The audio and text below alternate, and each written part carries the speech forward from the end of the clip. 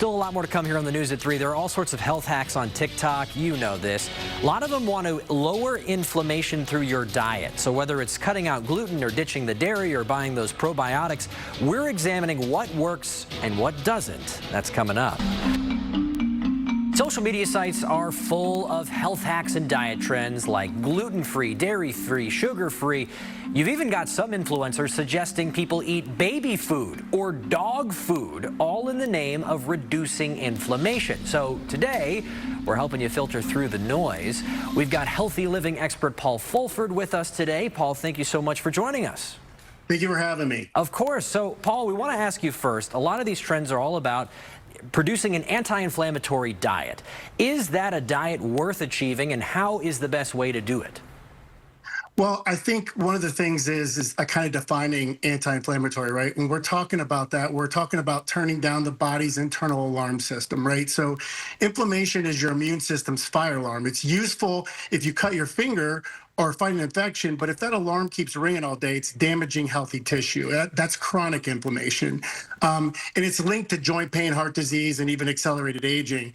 So anti-inflammatory diets are real. TikTok's avoid everything lists are not the way to go, right? You lower your inflammation by upgrading food quality, not by fear-based bans. You know, think Mediterranean style eating, more plants, healthy fats, fewer ultra-processed foods. That's what you need to move the needle.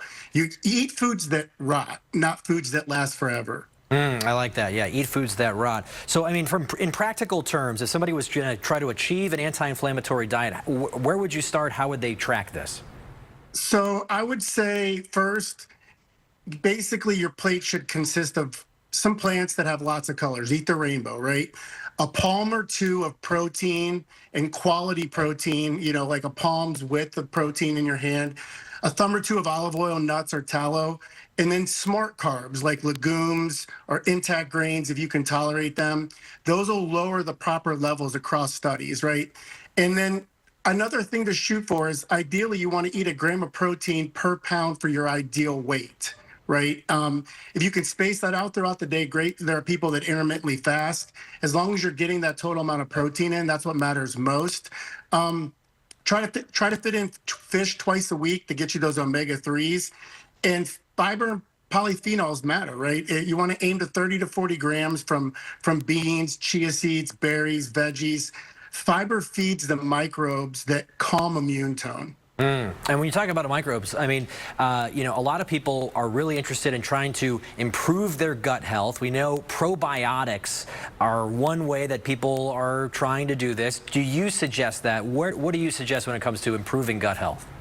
So I think when you look at probiotics, it's one of those things that it's not like a magic pill, right? With probiotics, you basically want something that is strain specific, right? If you're just taking something that is straight up a probiotic, it's not really hitting things specifically. So really diets are individualized, right? There are different tests you can do. And I don't really like cookie cutter diets simply because my superfoods are not your superfoods. My inflammatory foods are not your inflammatory foods. So, you know, it's better to do probiotics, but you really should find something that's strain specific.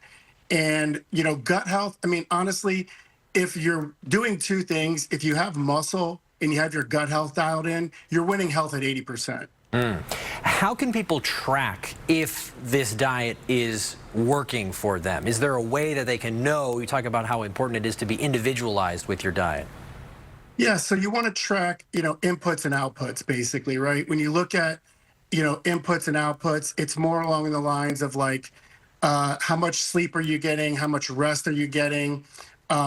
Steps, stress, those are your inputs. Your outputs would be waist measurement, morning energy, digestion, and laboratory tests, such as like HSCRP, fasting triglycerides, and A1C. So if we just really quick look at HSCRP, that's high sensitivity C-reactive protein, and that's the smoke detector that picks up even like a smoldering fire. Fasting triglycerides are like extra fuel sloshing around in your bloodstream, and too much of it gums up the engine. And A1C is basically like your 3-month report card for blood sugar. So when you're doing this, you know, you're not going to see the results immediately. You want to give yourself 8 to 12 weeks, not 8 to 12 hours. And if you can't measure it, you can't improve it. You know, inflammation is trainable.